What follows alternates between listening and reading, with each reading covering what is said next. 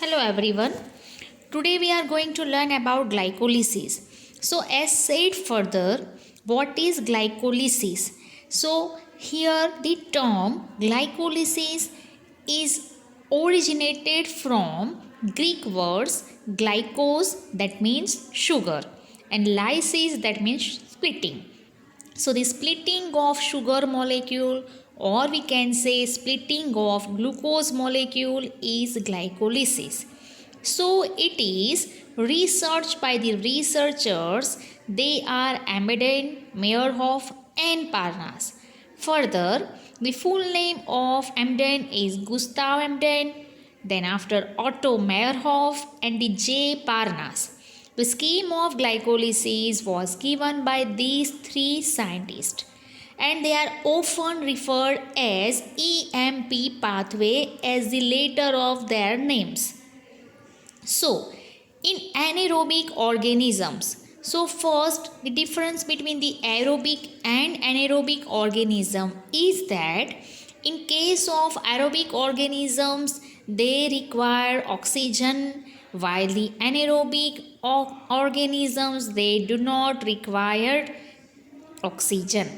So in anaerobic organisms, or whether the organic aerobic organisms, both of these required process of respiration, and in both of these the first pathway is glycolysis. So we can say in case of aerobic organism, the glycolysis do not require oxygen necessity. That's why it is the anaerobic pathway of aerobic organisms. Further, it is the anaerobic pathway of aerobic organism, glycolysis. Why? Because it do not require any kind of oxygen in this mechanism of pathway. So here, in case of, this is the first phase, first step, glycolysis. That means in both the type of organism, the anaerobic that will respirate through this mechanism only, while the aerobic that require further Krebs cycle. So glycolysis occurs in the cytoplasm of the cell. So it is the place where the glycolysis occurs, where it occurs in cytoplasm of the cell and is present in all living organisms. That means whether they are prokaryotics or eukaryotics. In this process, glucose undergoes partial oxidation to form two molecules of pyruvic acid. Further, in this process, glucose undergoes partial oxidation to form two molecules of pyruvic acid. In plants, this glucose is derived from sucrose. As we already know that in case of plant, starch is converted into the most stable sugar, sucrose. So further sucrose is converted to glucose and then after the pathways occur. So glucose is derived from where? Sucrose, which is the end product of photosynthesis or from the storage of the molecules. So here, in case of the carbohydrates, sucrose is converted to glucose. So let us first start with the theory and then after the pathway.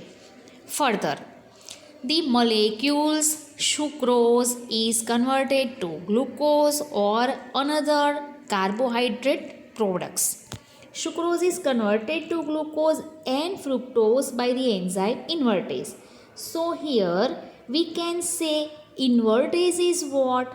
Invertase is the enzyme that responsible for conversion of glucose and fructose from sucrose. So, these two molecules readily enter the glycolytic pathway. Which are the two molecules? Glucose and fructose. So glucose and fructose are phosphorylated to give rise glucose 6 phosphate, as you can see in the pathway, either glucose or sucrose. With the help of enzyme invertase, we can also term it as sucrase also. We can also term it as sucrase also. So here the phosphorylation occurs, and as previously said, what is phosphorylation? Conversion of ATP to ADP is phosphorylation. And the what is dephosphorylation? It is the conversion of ADP to ATP, that is dephosphorylation. So further, glucose or sucrose molecule with the help of enzyme invertase or sucrase converts into glucose 6 phosphate. So it is the 6 carbon molecule. Then after, this activity of glycolytic pathway so on continues to form isomer that is known as fructose 6 phosphate. So the fructose 6 phosphate is the isomer of glucose 6 phosphate, and here enzyme that is not given, but enzyme is fructose isomerase. What is that? Fructose isomerase. So further, subsequent steps of metabolism for fructose 6 phosphate and the glucose 6 phosphate are similar. So further, in this pathway, the fructose 6 phosphate molecules glycolysis to form fructose 1,6 biphosphate. It is also 6 carbon molecule. See here, fructose 6 phosphate, fructose 1,6 biphosphate or glucose 6 phosphate, these all are the hexose sugars. These three are hexose sugars. Then after, now it converts into or lytic. Lytic का meaning क्या है इधर? Lysis, that means to break down. So wherever the 6 carbon molecule is broken down to triose sugars or triose phosphates, it converts fructose 1,6 biphosphate molecule to triose phosphate. And there are two types of triose phosphate. They are which? Glyceraldehyde 3 phosphate and dihydroxyacetone phosphate. So glyceraldehyde 3 phosphate are what? Glyceraldehyde 3 phosphate is the PGAL, and dihydroxyacetone phosphate is what? Dihydroxyacetone phosphate is DHAP. Further, what is triose phosphate? So there are two type of the triose phosphate, and both of they are interconvertible. So DHAP कभी भी PGAL में convert हो सकता है, and PGAL कभी भी DHAP में conversion हो सकता है. But most probably this glyceraldehyde 3 phosphate, that means phosphoglyceraldehyde we can say, is next comes into pathway. So now it is triose sugar. So we can say that conversion of 6 carbon molecule to 3 carbon molecule, that means lysis hua. Lysis, that means breakdown. So the various steps of glycolysis, these are in this figure. So it's a chain of 10 reactions under the control of different enzymes, and that produce pyruvate or pyruvic acid from the glucose molecule. So while studying the steps of glycolysis, we'll note that the steps at which utilization or synthesis of ATP or NADH takes place is the process of which? Dephosphorylation.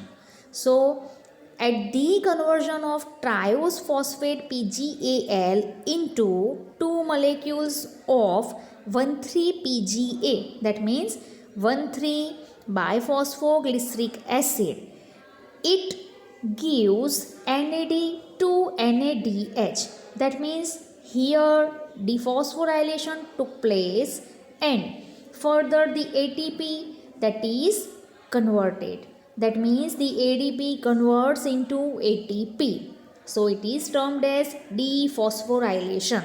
Further, the two molecules of triose phosphate, that means 3-phosphoglyceric acid.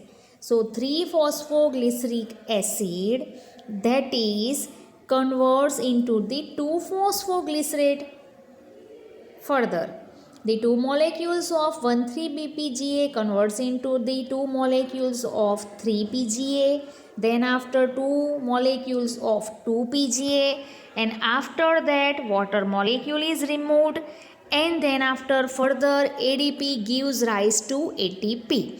So we can say that two molecules of ATP are produced, and finally the two molecules of pyruvic acids are there, and they are of 3 carbon.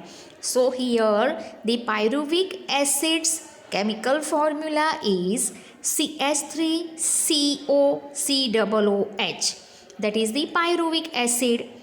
So further 1,3-BPGA converts into the redox reactions and then after forms the molecules itself and transfer the molecule of NAD. Then after further BPGA converts into the 3-PGA, 3-PGA converts into the 2-PGA, and then after finally the molecule of pyruvic acid is here with us. So another ATP is synthesized during the conversion of phosphoenol pyruvate to pyruvic acid, and first ATP is formed during the synthesis of 1,3-PGA to 3-PGA. So here we are gaining the two molecule of ATP, and in this first reaction we lose the 2 ATP because we have to convert glucose to glucose 6-phosphate and fructose 6-phosphate to fructose 1,6-phosphate.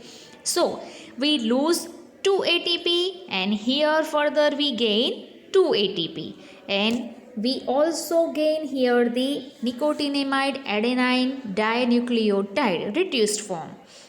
So these are the products for the glycolysis pathway. So glycolysis itself is the meaning of sugars breakdown. Pyruvic acid is then the key product of glycolysis, and the metabolic fate of pyruvate, that means it will further undergoes to various metabolic reactions, and this depends on the cellular need, whether the respiration is required, metabolic activities are required or not.